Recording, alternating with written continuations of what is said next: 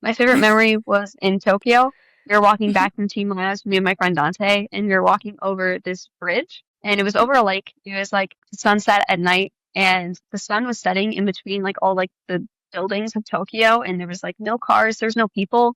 It was just like the sound of water in the sunset with my new best friend, and it was like it was like the world like slowed for a second. And I Yeah. think whenever I tell people about Japan, I tell them about that memory because it's so small. It's like you could see a sunset in America too with one of your friends, but just realizing like you're looking at the same moon, you're looking at kind of the same sunset as the people across the globe. It really connected me more between America and Japan. So that's my favorite memory.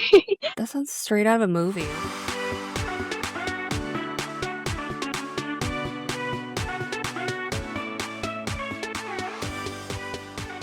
Hello and welcome to this episode of Life Exchange Stories of Understanding. I'm your host, Kelsey Ross, and today we are joined by an extra special guest. Why don't you go ahead and introduce yourself to the audience? Hi guys, my name is Mallory DeLubio, and over the summer of 2025, I was an exchange student in Japan coming from Michigan. And yeah, Oh my gosh, Mallory, I'm so excited to have you here. I cannot wait to hear your story about your time in Japan, and I can't thank you enough for joining me today. thank you for having me. I'm so excited. I really am. So let's get right into it. It's kind of the question I ask everybody before we get really into their story, but I want to hear from you. What sparked the idea of studying abroad in the first place, especially as a high school student? I love this question so much. So I took Japanese 1 in 8th grade. I started early with like my language learning for high school credit, and my Japanese teacher told me about the YFU program, and I was so elated. I thought it was lovely. I really wanted to go study abroad in Japan the second she told me about it. I got home, I looked up YFU, and I was much too young to study abroad that summer. But I got Mhm. permission from my parents right away. I said, when I'm of age, can I do this? And so I waited. I waited 2 summers, and eventually I figured out one time I was of the age and I applied right away and I was so excited and I'd always felt like it was kind of like meant for me. I loved like meeting new people, like seeing the world like bigger than like what I make it out to be. So I just thought it was perfect and I loved learning Japanese. So I was really excited for the program. Cool. Your parents said yes right away? There wasn't any sort of Yeah. pushback with that? I don't know. I was just like, I thought I was gonna have to do convincing limbs, like, but they were like, yeah, it seems like you can handle it. And I was like, you have more faith in me than I do, so I'll take it. Okay, wow. I mean, have they always been really supportive of these like really big ideas that you've had growing up? Yeah, mostly I kind of grew up in the arts, so I always was like out there Gotcha. out on stage being very extroverted. So it didn't Mhm. really seem like anything too out of my league, I suppose. And also I'd been really interested in the culture for a while, so it was meant in my path, I'll say.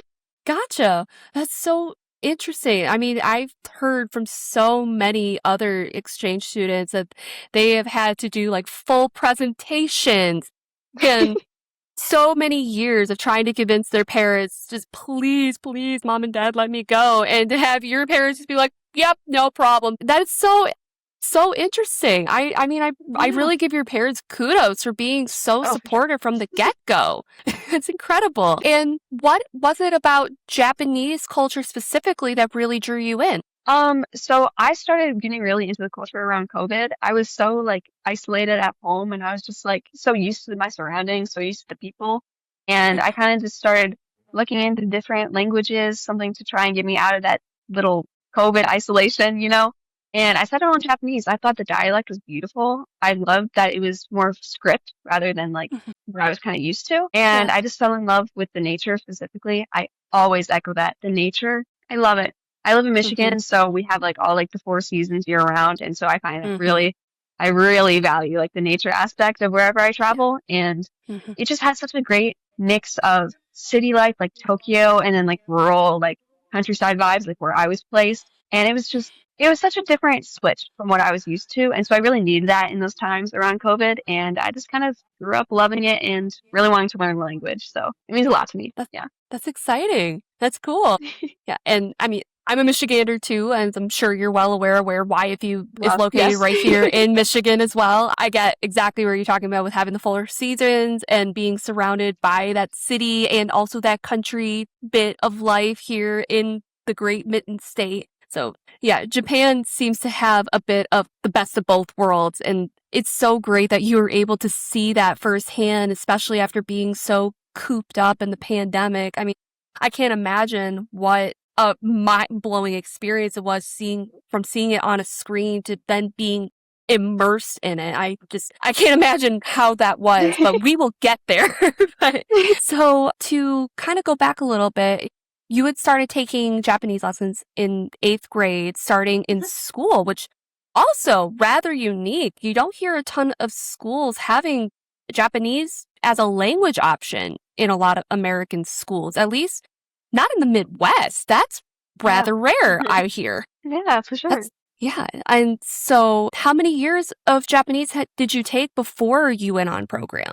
So we require 2 years of a language to graduate. So I started early in 8th grade and I took Japanese 1, and my freshman year I took Japanese 2. And that summer I looked up to see if he would accept me. I was like 2 months under the age requirement. And I was like, I think it's best if my sophomore year I kind of work on some independent study. And so I didn't take Japanese my sophomore year, and currently I'm a junior. I don't take it this year as well. So I've just been doing independent study up until and after my travel. But next year for senior year, I'm going back to Japanese 3. Nice. That's exciting. And do you feel with having the exchange experience that you may have a bit of a leg up on some of your other classmates in Japanese 3 since you've been immersed in fully Japanese speaking society as opposed to your other classmates? Yeah, for sure. That was a big thought of mine when doing scheduling and stuff. I think especially because what I learned in school, more formal dialect. And so when I studied abroad in Japan, it was definitely more casual. So I think that's going to be a little tricky, but also an upper hand learning Japanese 3 with other classmates who don't really speak that kind of more casual dialect as I'm used to, but rather the more formal dialect that we've been taught in class. Yeah. Do you feel like that is a disadvantage to students who go abroad since they're learning so much more of that formal dialect and then they go to Japan, it's a lot more informal? Yeah, I was thinking about that a lot on my exchange. I don't think so necessarily. Well, it's definitely a big adjustment to kind of learn. Yeah. Maybe I shouldn't say this is my host family, rather I should say this much more casual aspect. I think it's definitely more of a learning experience. And I mean, it shows that you have dedication to the culture already, and it's definitely useful in some aspects. So I wouldn't say it's necessarily a disadvantage, more so just an interesting switch. So, Good to know. Okay. yeah, It's good for students to know that way they don't get discouraged or anything like for that. sure. Yes. So your teacher was the one who first brought YFU to mind and first sparked that idea of studying abroad. And you did apply. What was it like for you to apply once you finally reached that age? It was for once so rewarding. I was like, I've been working up to this for the past 2 or 3 years. I was really elated. And Yeah. it was, I remember different sections, and a lot of it was kind of just a tell me about yourself. I had to write about the sports I liked, which I don't like that many sports. So it was really interesting to kind of push myself and kind of build a personality for myself in the application and Yeah. just kind of put it out onto paper. And especially I remember writing a letter to my host family. And I was like, how do I kind of incorporate 16 years of life into one page for my host family? So it was really Yeah. interesting, really challenging, but also so rewarding. Again, really rewarding. And it got me so excited for my results and hopefully for exchange. So it was Yeah. really interesting. It took me a little while, but we got there. Yeah. A lot of people don't know about the host family letter. So I'm glad you brought that up. It's not something that we really have talked about on previous episodes. So for those who aren't aware of this host family letter, what is it? And for somebody who may have to write one, do you have any advice on how to best showcase yourself in your host family letter? So the host family letter for me, I don't remember if there was kind of a page requirement. I do believe mine was 2 pages. So Yeah. you just kind of write a little bit about what you're excited for studying abroad, a little bit about you, about why you're studying abroad, how you found out about the program. I remember those were Yeah. some things I incorporated in there. I talked a lot about my language experience, Yeah. and it was pretty cool to talk about with my host family who read my letter when I was Yeah. studying abroad. We talked about the Yeah. letter that they read from me, and I remember they said it was very fancy. They couldn't, because it was only my host mom who was pretty proficient in English, but she said my language was very fancy, so they didn't even read half of my letter. So my biggest advice would be, don't take it too seriously. This is not an English essay. This is Yeah. talk about you, your shell. You're chill. These are going to be your family for the next however long you study abroad.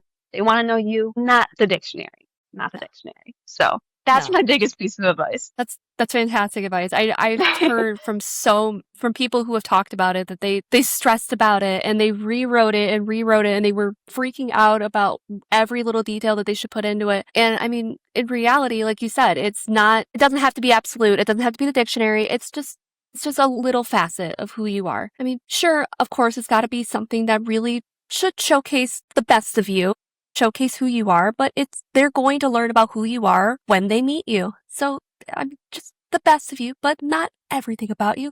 Leave some things to surprise. I mean, come on. A lot of people who are applying for, especially Japan's summer programs, are generally applying for like scholarships because there's a ton of scholarships for Japan summer programs. Did you happen to apply for any of those? I did. I applied Okay. for the Japan American Friendly Scholars Scholarship. Yeah. I don't know. Mm-hmm. When I was reading about the scholarship, something just really tied me into it. I thought it Mm-hmm. was really powerful. It's going to sound so nerdy. I really enjoyed the fact that you had to like write an essay and do a presentation once you got back home. I was really excited Yeah. to share that part of my experience with my people back at home. So that Yeah. was really what drew me in a lot to JAFS. Awesome. And how did you end up receiving that scholarship? I did. I was really Yeah. excited to see that I did. I was eating Froyo with my friends when I opened the email, literally cried. I was like, this is great. Made me so happy. Oh my God. That's so exciting. Oh my gosh. That's some of my favorite stories to hear on the podcast is finding out, like people finding out about the scholarships that they won or finding out that they get to go on program. It's so great. Oh my gosh. Yeah. Okay. So you find out you have the scholarship, you find out that you're going on program and the wheels are turning. It's going into motion. This thing that you've been planning for like 2-3 years, it's really happening. I mean, it's got to be mind blowing in this whirlwind experience. I mean, what's going in your head when all of this is going on? Yeah. I remember talking about it so much with all my friends. I did not believe it was real. Like, I seriously didn't. Like, I knew Yeah. I just got accepted to this cool program. I couldn't comprehend it was actually happening. I didn't even Yeah. pack until the day before. I did not think it was real because I just Oh my waited for gosh. something for so long and it actually happens. What? So I had a countdown for like 100 days, and I was like that's like the like 10 more days, and I'm just like, this can't be real. This can't be real. It was so bittersweet, but it was Oh, really nice. yeah. And so when you finally did pack on the day before, I oh my gosh, know, I know. you're giving me anxiety just thinking about it. Anyway, for somebody who is getting ready to go on program, doesn't know what the heck to put in their suitcase, what is like the number one thing that is like an absolute must have in your suitcase when they're going to Japan on program? This is probably a little kind of a nitpicky one. My biggest recommendation is surprisingly a digital camera. Bring a digital camera on exchange because you Okay. don't want to be warped up in your phone. Whenever I took Mhm. photos on my phone, I would end up scrolling on Instagram or something. A digital camera, it makes the photos so much more intimate and you can capture a lot more of your program. And my second recommendation is journals. There's no better way to like remember your experience than to write about it in just something so personal to you. So those are my two biggest things that I thought made my exchange so impactful. But Okay. yeah, also a toothbrush. But you know, Good, good thinking. Yeah. Do not want to have a bad, smelly breath of course, experience while meeting your host family. Not ideal. yes. And speaking of your host family, did you have your host family placement before you got on the plane to go to Japan? I did. I Okay. remember I was at a field trip at school and I got back like in time for lunch. I sat down at the lunch table and I opened Hmm. the email with my acceptance around April. And I was Okay. so surprised. I was like, this is so early. This is awesome. And I did also scream in the middle of the lunchroom, but it's all right. Eh, Yeah, understandable. I was so glad I found out so fast. I got in Yeah. contact with them and we talked a little bit and Yeah. I got to know them. So I knew what gifts to get them and kind of how to talk to them about all their interests and stuff. So yeah. That's great. And what sort of gifts did you bring for your host family, if I can ask? So my biggest gift I got them was I made a handmade book. It was about 16 pages of a bunch of photos and stuff about my life in America so we could kind of connect. That Yeah. was my favorite gift, and they still have it. I Oh. left it there. Don't worry. I Oh. also got them a cutting board of Michigan, and because they like doing camping, so I thought that was kind of useful. And my Oh, favorite game, I love Uno, and my host brother yeah. loved Mario Kart, so I got Mario Uno cards that we played on my birthday. So Oh, those were my big three gifts for them. that's so Little short and sweet. sweet. Oh my gosh. Very thoughtful. It sounds like you really had quite a bit of time to really get to know them so you could really pick Yeah. out very impactful, very personal gifts for them. And I imagine for some people it could be kind of awkward to get to know their host family. It can be almost a little, they're unsure of themselves and what to talk about. So for somebody who has their placement, they're in the process of getting to know their host family, do you have any advice for them on what to talk about and how they can go about getting to know their host family? Yeah. My biggest way I connected with my host family was through music. I know it sounds cliche, but really it was through music. That's how I got close with my host mom. I introduced her to some artists that she ended up liking. She introduced me to some artists I like. And I think the biggest reason I am drawn to music is for my host dad. He did not speak much English and I spoke very minimal Japanese, so there was a bigger Hmm. language barrier there. But I Yeah, learned that he had a lot of the similar like music taste as I did. So yeah. that's kind of how we connected when I was getting ready to go abroad and while I was abroad. So that's my biggest thing. I know it's cliche, but music, it's cuts through language barriers. It cuts through cultures. So that's, That's fantastic. yeah. I'm curious, what artist did you and your host dad connect over? He was a big rock fan and I have Okay. a big taste. I love like indie pop, but I love rock. So we talked a Yeah. lot about Radiohead. I remember he said that my favorite Radiohead song was Boring. Took a little offense, but I understand. I understand. So Oh my yeah, gosh. that's the word Roasted. in Japanese that I understood. So Tip, learn insults so you know when you're being roasted. Oh exactly, my gosh. it's perfect. Perfect. Absolutely. So you have your gifts, you have been able to talk with your host family for a bit, so you're able to get to know them. You get your plane ticket and then you land in Japan. What Yeah, was that moment like for you? it was shocking. I Yeah. stepped foot out of that plane and I realized this is the place I've wanted to be since forever. And Yeah. I was surrounded by so many strangers, people that I got to know from 13 hours ago on my flight. Yeah. And I realized this is it. I think that's the first moment I realized that this is actually happening. And it was the first moment I realized I'm alone.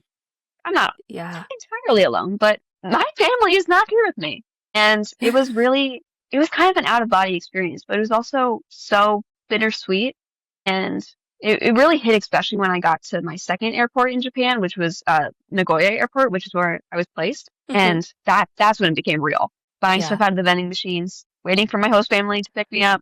Crazy. Oh my gosh. Was there any sort of fear during those moments when you were in those moments, like just kind of looking around and realizing how far away you were from everything that you knew? Or was it, were you able to kind of suppress any of that anxiety and fear? There's obviously always going to be a little fear underlining. Yeah. You're in a new country with people you don't know. Yeah. So I think it's pretty unrealistic to say you won't be scared. But Yeah. with me, I was able to suppress it so much because of how excited I was. I was Yeah. so like humbled and grateful to be on the program that any Yeah. fear kind of disappeared. I literally got lost in the Tokyo airport, but I wasn't scared because there's YFU staff there to help me out. There's so much support even when you feel alone. Yeah. You're not alone. You are supported in Japan always. So I was really excited.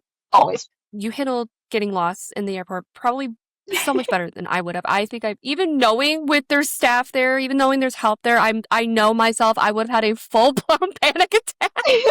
I'd have been freaking out. I give you credit. I'm glad that you were able to get through that and you were able to find help and make it on your way to the second airport. And well, were you able to meet your host family at the second airport then? Yes, yeah, I was. It was really late at night, but I remember sitting, Yeah. waiting for my bags to come around on Mhm. this loop, and I was standing by two of my new friends, and Yeah. I knew they were waiting on the other side of the gate for me, and I was just Mhm. like, this is it. And so I got to meet them. They made me a little custom, like, brain fart, the fan things. Oh, okay. I Help, don't know the I name don't of them. know. Yes. Yes, yes. They had one of those for me with my name on it. Those things, yeah. It was so sweet. Yes. You know exactly what we're talking about. You listening, you know what we're talking about. You're Yes, picturing it. You you see it in the know, head. You you see it. know, Yes, you know. yeah. You know. You think Japan, you know what it is. Of Absolutely, you know. That's course, so of sweet. course. Oh my gosh. Then they're right in front of you. They have those beautiful fans, and it's like, oh my gosh, you're real people.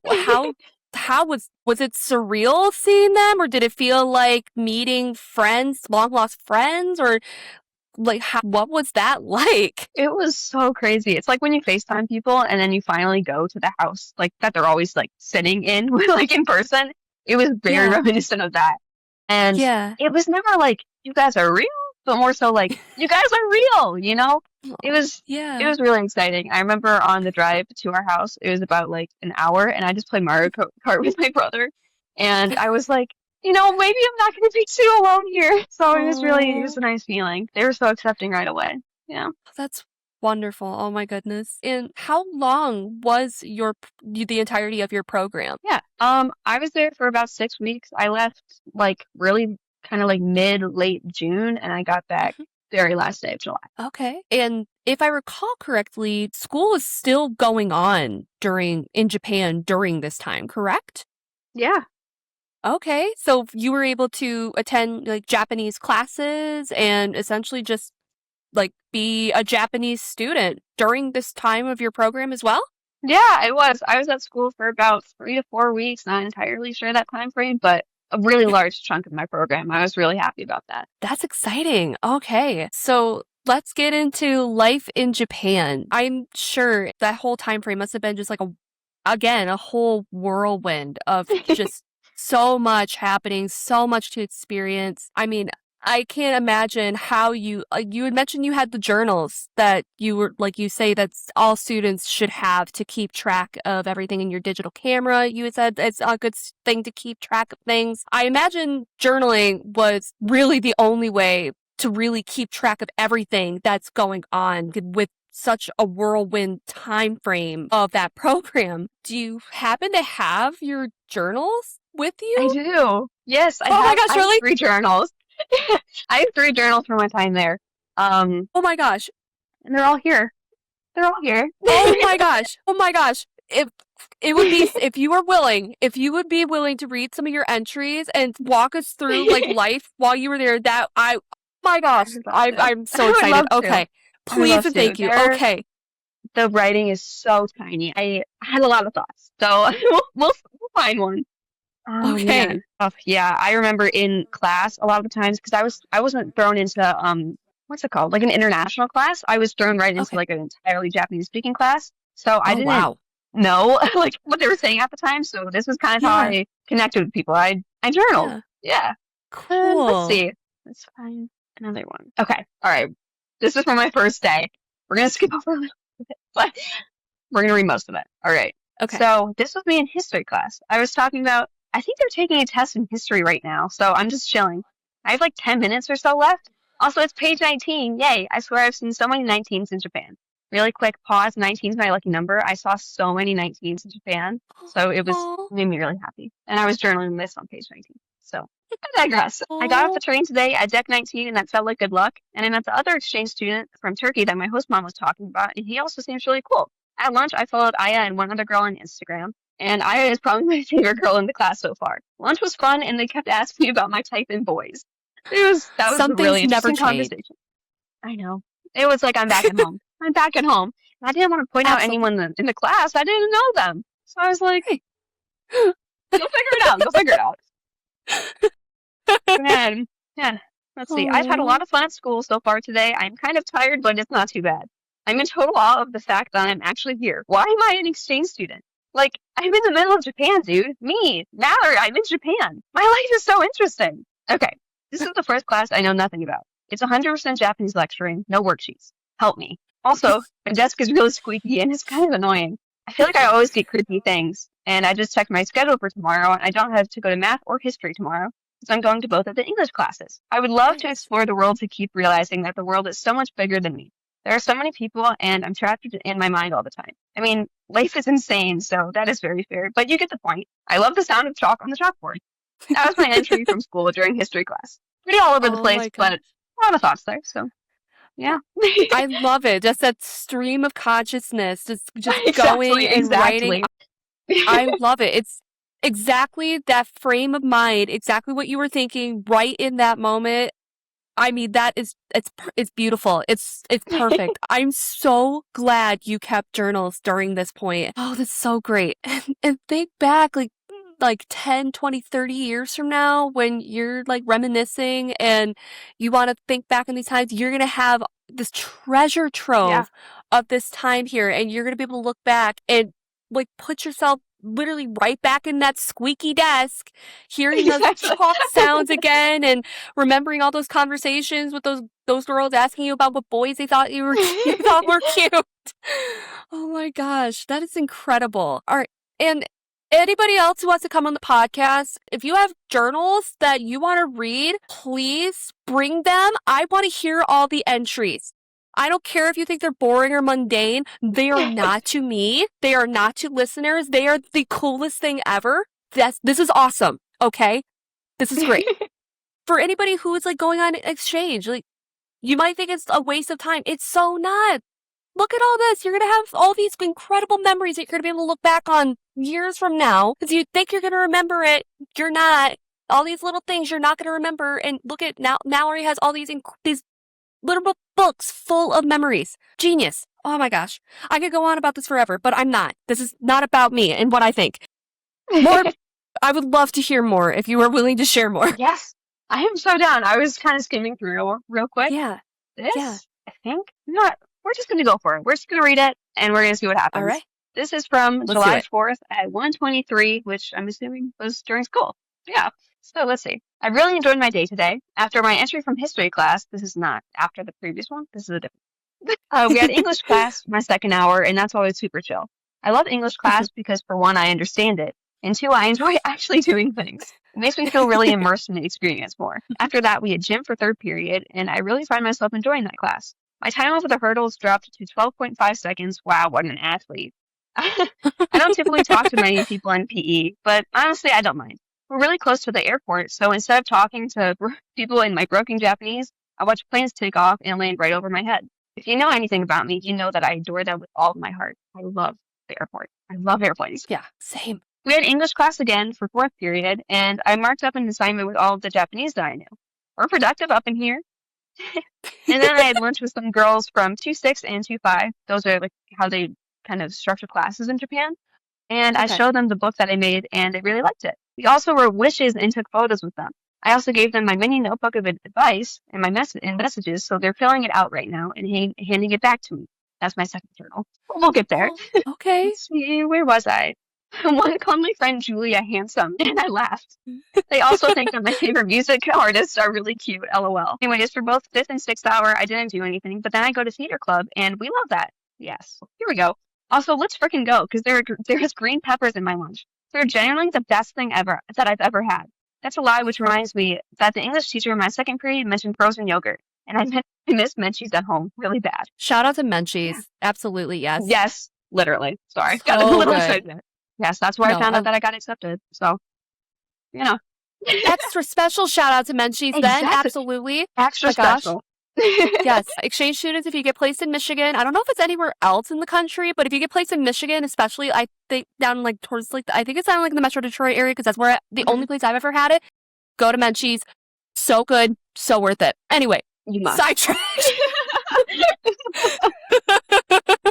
Your school was right by an airport? And you were able to like watch the plane. Yeah. That's so cool. It's really cool. It's lovely. And I love airplanes. Oh my gosh. Yeah. Perfect. I love watching them and like I like watching them take off. Being in them personally terrifies me. I am not called a good flyer at all. Trying to get over that. Don't like being high up. I prefer being on the ground. But, you know, you don't get to see the world by staying on the ground. So that's true. Here we are. That's true. And, you know, for somebody who was saying earlier, you're not really into sports, doing the hurdles and doing great in PE. Sounds like you were improving in sports. That's fantastic. That's true. That's true. Have I done sports since then? Not really, but it was fun while it lasted, so... That's what exchange is for. For sure. For sure. Your friends were saying that the music artists that you enjoy that they thought they were cute, correct? Is that what I Yes, heard? yeah, Oh, they did. all And I right. was like, I love that for you. I do. All right. Well, I guess it's great that you have good taste. All right. All Wonderful. right. I'll take it. And you were saying that you were having your friends there fill out an advice book for you? Is that Yeah. correct? Yes, that's true. Oh, that's so cool. So, what sort of advice were you having them give you? Just like general Yeah. life advice or Yeah. what kind? I so I didn't necessarily need it to be advice, but just kind of anything to remember them by, and I thought advice was kind of the best way to do that. I had a little like note on the front that they could read asking if you would like to write any life advice or kind messages that you would like me to carry for the rest of my trip and when I return to America, please write it here. And I Yeah, kind of just passed it around. There's a lot of it is all in Japanese, so I'm really yeah, excited to like fully kind of translate it like once I know the language better. And yeah. then a lot of my friends from YFU that I made that live like back in America also signed. So that's what I remember them by. All my teachers, my host family, my neighbors. Yeah, random people on the street. It was awesome. You were just talking to random people on the street and just having them Yeah, fill this out too? Heck yeah, yeah. why not? Anyone. Exactly. You know, you're never gonna really experience anything like it again. So yeah. I love that. You are quite the extrovert, Mallory. That's so cool. I know, and me and COVID would never believe that I would even get one signature, but here we are. That's what experience does to you. So yeah. Do you do you feel like exchange has made you more extroverted? Yeah, 100%. Okay.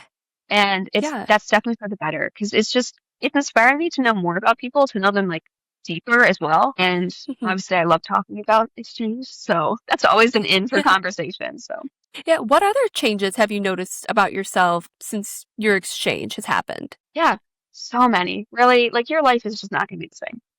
I think the biggest thing with me, I've just noticed the smaller things. I always used to think on such like a large scale, all this bad stuff is happening. What do I do? And while obviously I still have hard moments in my life and in the world, there's just always those small moments that make you kind of realize what you're here for. It's also made me a lot more open to travel. I'm Yeah. going to New York for a month this summer as well, and that's also alone. So it's just made me so much more independent, so much more Yeah. independent. So those are the biggest changes I've seen. So exciting. And then kind of pushing it back a little bit, going back more to your exchange experience. Mhm. So, I mean, obviously, with you being quite extroverted, it doesn't sound like it was necessarily quite hard for you to make friends, but was it difficult at all for you to form bonds with people while you were on exchange? It was. And as much as Really? I loved talking to people, it was hard to build those really strong bonds because you can learn a lot of language. You can try Mm, to learn for like 4 years, just as I had, but you yeah. get there, you realize you don't know as much as you think you do, and that's fine. But it is definitely hard to kind of get past language barrier, but once you learn how to get past it with certain people, it's not going to look the same for everyone. You really can Yeah. make some meaningful connections, but that's especially how I felt in drama club. I didn't Mm, understand what the play was about whatsoever, but just learning, just talking little vocab words, I mm, eventually picked up the story. I eventually learned about people, even with yeah. broken Japanese and broken English. Yeah. You get there. It just takes a while. You really need the perseverance for it, and you'll learn to. You'll learn to get it on exchange. So. Okay. Is drama something that you participated in here in the United States as well? Yeah, acting is my biggest passion in life. That's what I'm going to New York for this summer. I've done it since I think I was 6, and I've always been on stage. But it was cool because in Japan I was a stage manager, so not only seeing how different theater was in Japan, I was also seeing a different side of it entirely. So it was a really important part of my exchange, I would say. That's exciting. Out of curiosity, I mean, I'm also a theater kid and acting nerd myself. I this is more of a question just for my own curiosity, but anybody else who might be interested too. Did you notice any difference in like American or more Western style of acting a drama versus more Japanese style of drama? I did. I actually really did. I think the biggest change I saw was how it was kind of directed. Hmm. There's like a host teacher for the club, but the Okay. stage managers kind of kept everything together. I was a little more to the side because I don't really know what's happening, but I was in there Yeah. sometimes. All the costumes, to my knowledge, were students. The sets, everyone was outside. I was painting. And I think the biggest thing I saw was just how much they nailed down practicing lines. A lot of the times, drama club, they wouldn't even do a full run through or run through pretty much anything. It was really them focusing on like lines and understanding the story. And I think that was Mhm. really, I could really tell like through their emotion. And even though I didn't understand what they were saying, I knew what they were feeling. So it was really powerful to see how much they kind of nailed in like practicing before putting it together, which I think is something I've brought back to my acting technique in America. So yeah. If I'm understanding, it sounds like really very detail oriented, if I'm Yeah, for understanding you sure. correct. Wow. Yeah. I can't, I mean, yeah. And just from my own experience, it sounds like just from what I've done, you'll go through a scene and you might break down like a couple of pieces that maybe one or two actors were struggling with. But yeah, you don't really break down like line by line like that. Yeah. That would be a totally different. And do you feel that from seeing that other style of acting that your acting now has improved at all? Yeah, 100%. Yeah. When I got Yeah. back to America, my school play was Animal Farm. And if you know anything about Animal Farm, it's very, very like you have to analyze it. Big classic literature nerd here. So I took kind of that analyzing the lines, knowing the point of the story, not only knowing your lines, but knowing why you're saying them. And I Yeah. think that definitely improved my performance. I heard a lot of people saying it was like my best performance yet. And I was like, I know exactly why. And it's kind of a big Yeah. change. Yeah. Cool. And um, instead of being on stage, going to more of a backstage role, what was that experience like for you? Because that kind of had to be almost like a mini exchange for you there as well. Yeah, for sure. It honestly, I feel like I just have so much more respect for tech people. If you are a tech person watching, I love you. Like they're just so underappreciated.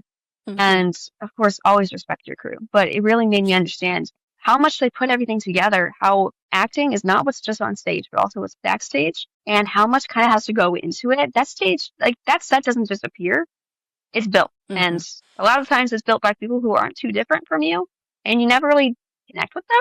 And Yeah, so I think that's definitely something I learned being backstage. And I that's brought that back a lot to America. So that's cool. That's yeah, great. Yeah. In my experience with acting and actors, you don't really, you tend to have the people who are front of stage, it's people who are backstage. You don't really hear any of that switching. It's really great that you were able to have that backstage experience. And it sounds like it really has made you much more of a well-rounded performer. And it's going to continue to make you so much more of a well-rounded performer as you continue to progress and become even better. And it sounds like it's going to only benefit you going forward. And that's yeah, great. I truly can't wait to see what you do going thank forward. you. Yes, So is performing something that is like in your career goals going forward? yeah, for sure. In college, I plan to double major. I want to major in. I love like film acting, just from on screen, and then also Yeah, something kind of communications related. I love kind of anything the arts. So yeah. that's Oh, that's my path. that's so exciting. Well, we'll have to definitely keep an eye on what you get into and see where the world takes you. I can't wait to We'll see what see. happens. And going back to like with the drama club, and again, I know in the United States, clubs, sports, and all that, they are done through the school. And I know with like European schools, it's totally different. It's more of a community-based thing. How are clubs and sports done in Japanese communities? Is that through the school or is it a community Yeah, center style thing? yeah. So I actually was blessed to participate in two drama clubs in Japan. The one I was Well, previously referring to was through my school. We met after school. I think they did every single day after school, but I went Tuesdays and Thursdays usually. mm-hmm. And I was lucky enough on weekends. My host brother was in a musical theater club. They were performing The Sound of Music, so I kind of popped in here and there. So that was through a community center. So Yeah, it was interesting to see the differences between the two for sure. yeah, Yeah. that'd be cool. I'm I just out of curiosity. With the Sound of Music, were they performing it in Japanese or were they performing it in English? It was in Japanese, and I remember it was, Really? think it was the first time I was there. They were doing some song reviews and stuff. I Hmm. learned I learned a handful of songs in Japanese, even though I kind of struggled with the words. But I remember they had me sing with the girl playing Maria in Japanese for a second, and I was just looking at like the hiragana, kind of just trying to follow along. It was really interesting, especially to see kind of the differences in Japanese and English with like the same story. It Yeah. was really cool. That is so cool. Oh my gosh, I would love to see that. Between your school and your host family, it sounds like you've had some incredible experiences on program. But it sounds like having some challenges with making bonds and friendships. It sounds like there may have been some struggles while you were on program. I'm sure it wasn't all just sunshine and rainbows while you were over there. Were there any other sort of challenges that you had to overcome while you were on program?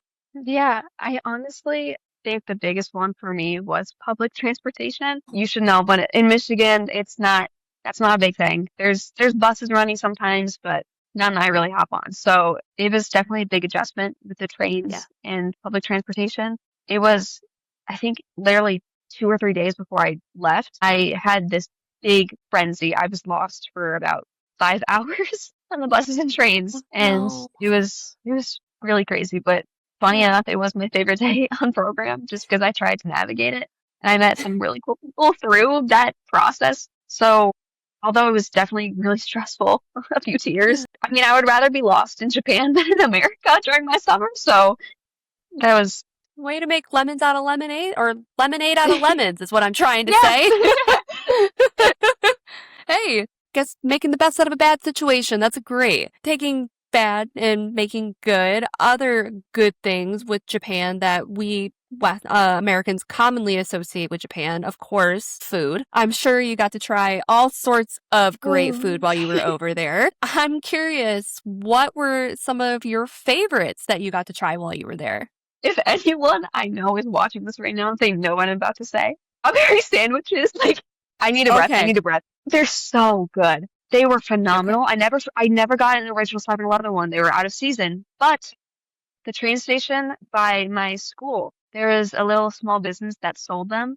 Literally phenomenal. I also got some in Kyoto. I got some on the Shinkansen to Osaka. I got my fair share of strawberry sandwiches.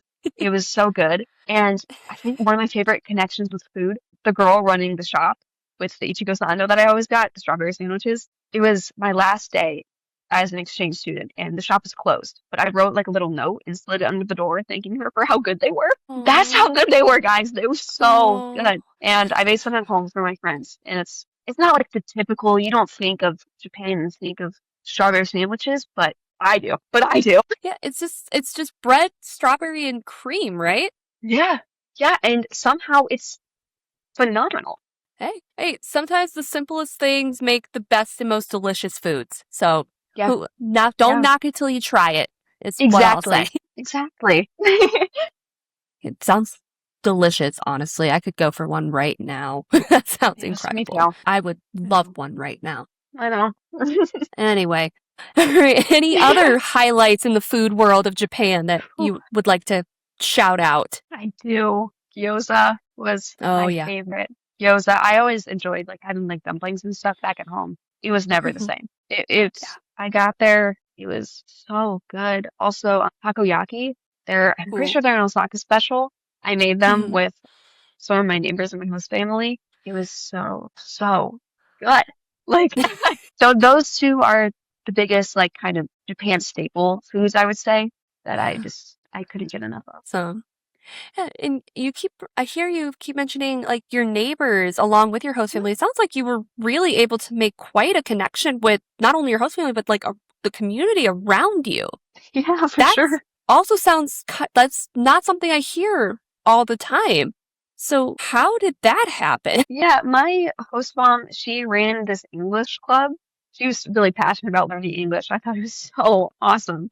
And so I met a lot of like the people that go to my host brother's school and just some of the neighbors that kind of attended. I taught them some games from America, practiced some English with them, and I really connected with one of my neighbors, Nico. She was, I think, like 7 or 8. She was the sweetest. She was learning English and I was learning Japanese. It was just those Yeah. little like small interactions we had with each other. She was so sweet.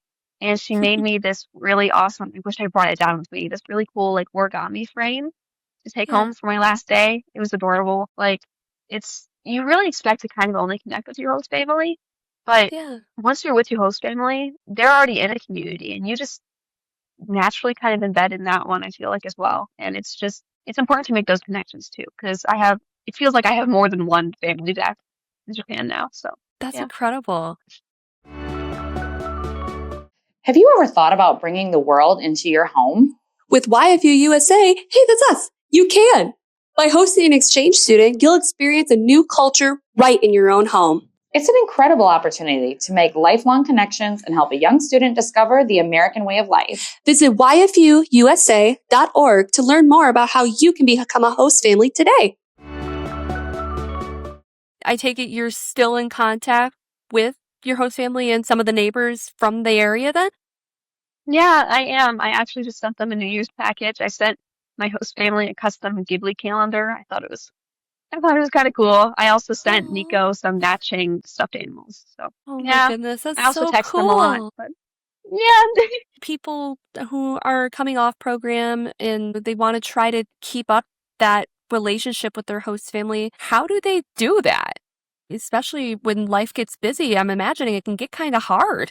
Yeah, it really can. And I think the biggest thing is don't treat it like a chore. Don't think, okay, it's 7 o'clock, I need to text my host family. You Yeah. don't. You update them when stuff is happening. Whenever I play Mario Kart with my friends, I take a photo, send it to my host mom. It's not an obligation. It's just something you're naturally gonna want to do. And just don't put too much of an emphasis on it because it will come naturally. And time zones, especially if you're going to Japan, understand. They understand you have a life back in America, they have their life back in Japan. It's the connection's going to be there. If there's a text weekly, if it's monthly, if it's every 5 minutes, it's going to be there. Then it can't go away. With, your program was coming to an end and you have that big full advice book with you in hand. I'm curious if there was a message in that book that really stood out to you the most, that like meant the most to you, or was it the most impactful, or one that just made you laugh or smile the most? Yeah, for sure. How about let's go down that rabbit hole right now. All I right. think I have about three in mind, but Okay. I would start with my English teacher in Japan. We're just gonna read it all out loud. His name was Mr. All Rich. right. I went to maybe just only two or three of his classes because he was with the first years, but they let me like go into some English classes and practice and talk to people. And so he said, "Thank you for asking me to write to you. I really appreciate it. By coming to Japan at such a young age compared to me, you have shown a far greater spirit of adventure and bravery than I ever possessed. It is my sincere hope that you never lose that. It will serve you well in every opportunity that comes your way. Stay happy or striving to be so, and stay hungry for success. Thank you for bringing your great attitude to Japan. With all the best wishes, Mr. Rich." I thought it was so, like, strong, I feel like. Yeah. And Yeah. obviously it's in English, so I understood all of it. It just Mhm. made me happy. And I always keep thinking about that, like the adventure and the bravery thing. And that's kind of something I live by now from this Yeah. message. And Yeah. it was a perfect mix of like a message to take home with me and some life advice. So Mhm. yeah, Mr. Rich, if you're out there, thank you. Thank you. Yeah. Yeah. Yeah, Yay.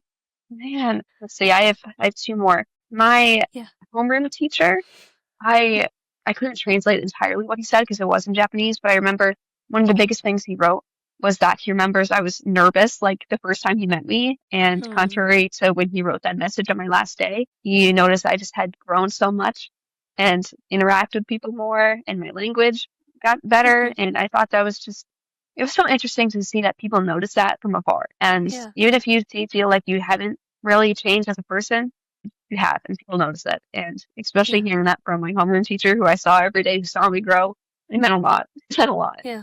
Yeah. And then the third one I had in mind, shout out to my friend Dante. I love you. He wrote, this is one of my friends that went on exchange with me. He lived in Aichi with me. And Mhm. he said that he just said, I love like our little trio and I hope we keep in contact. And that it doesn't seem like much, but I remember in Japan, I was so lucky to have like a group of friends that like I could hang out with and like travel with. We went to like Tokyo Yeah. together and everything. And just seeing like them say like I hope we stay in contact, it meant a lot to me. And Yeah. I went to Virginia a few months back to see him, and I'm also going next month. So it's like you don't expect to kind of like make such really close friends with people back in America, but I mean, I bet Yeah. I met some of like my best friends that way. So those Oh, are the three messages that kind of really always stood out to me. incredible. I didn't even think to ask if you got to travel anywhere else in Japan. You went to Tokyo. Where else did you get to travel? Yeah, I was so lucky to like really learn and experience Aichi. I was placed in a small town called Komaki Aichi, and I really got to learn and love it like around all by myself. I also got to explore some of the cool big cities. I went to Nagoya a few times with my friends, which Mhm, is in Aichi, so it's pretty close by. I got to know that place really well. And with my mhm, host mom and one of her best friends, I went to Kyoto. I mhm. explored one of the temples I've always wanted to go to. I went to Osaka with some of my friends from YFU, did a bunch of karaoke, really cool. And then I went to Tokyo with Dante and one of my other friends, Matthew. Super cool. We went to Team Labs. It was like kind of tourist trap, but also lovely. So you need to let yourself get into some of the tourist traps. I'll just say that much. And I Yeah. also got to explore Yokohama with my host family, and that Mhm, is the place I've always wanted to explore in Japan. yeah. I don't know why. It just speaks to me, and I was really lucky to see that. So those are the big cities I experienced. And also, obviously, all of Aichi, my love. Yeah. It's incredible. It really sounds like you had, I mean, a truly impactful, truly wonderful, and once in a lifetime experience while you were on program. And it really sounds like it very much impacted you and your life. And even with it being like just a 6-week summer program, I mean, I think some people think that "Oh, it's a summer program, it's not going to really do as much for me." But I think you especially are proof that that is definitely not the case. So for somebody who may be thinking that, a short-term program doesn't really do anything, or maybe it's not worth it, what would you say to them to help change their mind? Like to me, honestly, I would never put down like a longer program, but also No. it's a really good thing to get like your feet in the water for. It's Yeah. nothing too long, it's nothing too short. It's Mhm. the perfect time frame, I think. And I remember we're gonna go back to my little book here. One of my Yeah. friends who also was an exchange student with YFU, she lived in Germany. Her name is Julie. She talked to me in her entry, if I can find it, about how has been here for longer than me, but she still feels like I've done so much more in a short period of time. We're gonna pause real quick and read her message. Okay. Hi Julie, if you're watching, I don't know if you are, but I love you. All right.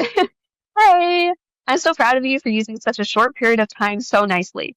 You've had so much less time than me, and still I feel like you did more than I did. I really hope you get into NYU. I mean, girl, you did drama in Japan. Thank you so much for listening to me yapping about. I won't expose her. All right. Um, yeah, like That's a that always good kind of stuck friend out to there. me. Yeah, girl, I got you.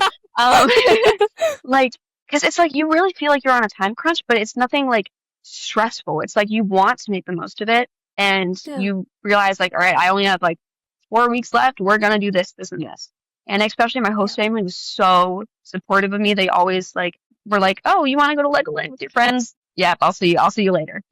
So I Yeah. was definitely really lucky and blessed to have a host family that supported me doing so much in a short amount of time. But yeah, the original question, whoa, don't be discouraged if it's only 6 weeks. It's going to be the best 6 weeks of your life. So yeah, Yeah. that's, And it's still life-changing, as yeah. you can tell. And what would you say would be the biggest impacts on your life? Man, I just think the biggest thing for me is I just realized the world is a lot larger than me. I'm not going to go into details, but I traveled the year between sophomore and junior year, and sophomore year for me was riddled with a lot of hardship. And for me, going to Japan was something I wanted for so long, and it changed my life in such a personal way. And it kind of taught me I don't need to post all of this on social media. I don't need to tell people everything that's happening in my life. At the end of Yeah. the day, I'm the only person that's gonna really understand what happened in this trip. And it kind of made me love myself more, as cringy as that probably sounds. But it really taught me that the world is a lot bigger than me, and while I still had like a lot of hardships before travel, it showed me that there's a lot you can do to help yourself not get over it, but through it. So yeah, a lot of self love there. That's not cringy. Self-love is not cringy. I don't Awesome. care what anyone Well, says. awesome. No, it's a beautiful thing, and I don't care what anyone if anyone wants to fight me in the comments about it, I will fight you back. That is Yeah. not cringy. I Yeah. will fight you. I will fight you on it. Bring it. The Anyway, Mission but girls no, don't play. Michigan, Nah, don't play. we don't play. Nah. Our state is literally shaped like a hand. That hand could turn into a fist, all right? Exactly. Bring it. That was really fun. Oh, anyway, threats and jokes aside, for legal reasons, it's a joke. It's a joke. It's just it's a joke. It's in Minecraft. Anyway. But no, I mean, that's incredible that it was able to expand your mind and it was able to help you see the way that you see yourself in such a different way, to help you see the world in such a different way. And that's why these exchange programs are so life-changing. And that's why they're so great. And that's why it's so cool to be able to talk to all of you when you come off program and see how different you all are. It's so awesome. So for anybody who might be on the fence about going and studying abroad and they're like maybe a little scared or maybe thinking, oh, I don't know, maybe I don't want to. What would you say to that person to maybe help convince them? It was something I struggled with too. As much as I've said I wanted to go so bad, it's always like am I ready yet? And what I say is, you're never going to be ready. You just need to be brave enough to try. And I think bravery is something you're going to work on so much, no matter where you go. If it's Japan, Argentina, Timbuktu, dude, like you're going to learn to be independent. And it's, again, you're never going to be ready. Those experiences will make you ready for harder experiences. Like, I think, again, we're going to circle back to like this New York example, but when I was applying for Japan, I would never imagine that I would go to New York City all alone. I need that step of Japan to go and do so. It's really going to launch you into so many aspects of yourself you didn't expect, and that's not something to be scared of. You know, change is really scary, but so is staying the same. So that's what I would say. Yeah. I'd argue staying the same is scarier. I agree. I would. I mean, imagine staying the exact same person forever. Oh gosh. No, I don't want to do that. No, No, thank not you. good. No. I'd want to grow. But I mean, that's just me. Just saying. For parents out there who are dealing with their child thinking about studying abroad and are scared to let their baby go or are, just reticent about all of this because it can be a scary thing for parents, I assume. I wouldn't know. I'm not a parent myself yet. But, as a student who has gone through it yourself, is there any words of advice you may have for these parents to help maybe ease their mind a bit? Yeah, it's really the same thing. You're never going to be ready to send your child abroad, but you need to trust them enough to do it. And I think that's what my parents instilled a lot of me in, is just trust and understanding there may be some days where they're not going to text you. There's going to be some days where they're going to text you a lot. It comes in waves, and that's natural. It's really natural. And the big thing is they may feel lonely, but they're never alone, because the host families, obviously, I was only really close with my host family. I didn't really get to know too many of my friends. But these host families, I know and I trust that they are really in-depth selected.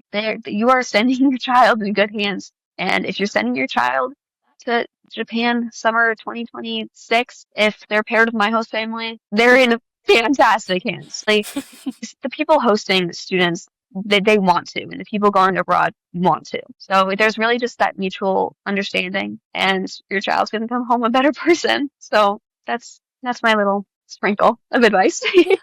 Yeah, and you had said in the beginning that one of the things that really excited you about your scholarship was the potential of being able to do a presentation about your time abroad. So did you end up being able to do that presentation?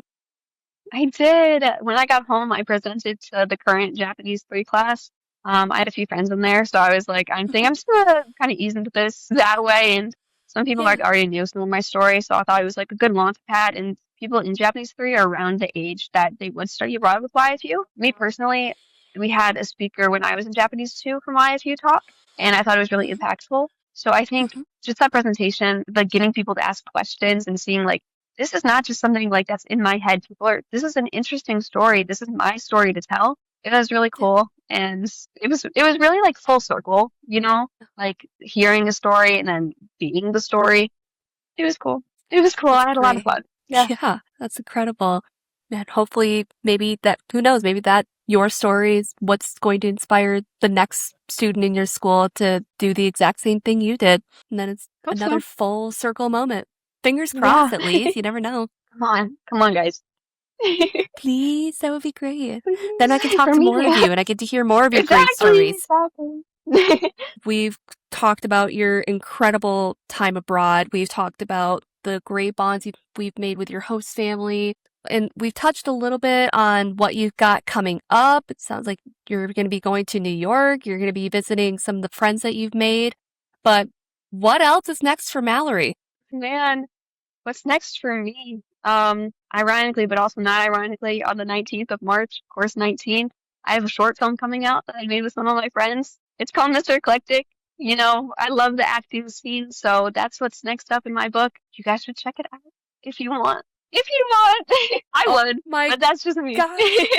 Yes. So Oh my that's what's gosh, next. please. Yeah. That is so exciting. Yes, please. Yes, that will absolutely be linked in the notes of the episode so you can watch Mr. Eclectic. Yes. Please, yes. Go support Mallory. Go support short film artists and actors and creators. That's so cool. Oh my gosh. Congratulations. That's so Thank you. incredible. Yes. Trailer's out. Even better. Okay. That's incredible. That's so exciting. So yes, go watch that and go support that. And that's great. And I mean, I don't even know what to say. That's so amazing. but yeah. And then I guess as a final beautiful bow to put on this incredible conversation that we've had, is there one last memory or one last story from your time abroad that really was impactful to you that we didn't get to talk about that you'd like to share? Man, my favorite memory, I really don't like picking one over the other. My favorite memory was in Tokyo. We were walking back from Team Labs, me and my friend Dante, and we were walking over this bridge, and it was over a lake. It was like sunset at night, and the sun was setting in between like all like the buildings of Tokyo, and there was like no cars, there's no people. It was just like the sound of water in the sunset with my new best friend, and it was like it was like the world like slowed for a second. And I think whenever I tell people about Japan, I tell them about that memory because it's so small. It's like you could see a sunset in America too with one of your friends, but just realizing like you're looking at the same moon, you're looking at kind of the same sunset as the people across the globe. It really connected me more between America and Japan. So that's my favorite memory. That sounds straight out of a movie. Oh my gosh. How Yes. absolutely fitting. I know Oh the my sunset gosh. on the podcast. That's awesome. Yeah. Oh my gosh. Perfect. Well, Mallory, I cannot thank you enough for taking the time to talk to me and sharing your absolutely incredible story. You have been so much fun to talk to, and I cannot wait to see what comes for you next. Thank you for having me. This has been so fun. Now I gotta go to work, but it's made my mood bummer. so, you know. But it's all right. oh It's my all right, gosh. because I get to talk to people. So, Yay. you know. At least there's that. But again, go watch Mr. Eclectic. The link to that will be in the episode notes, so you can go see that. Go support Mallory. And until next time, this has been this episode of Life Exchange Stories of Understanding. I've been your host, Kelsey Ross. Bye! Listen to Life Exchange Stories of Understanding now on Spotify, Apple Podcasts, YouTube, and wherever you listen to your favorite podcasts.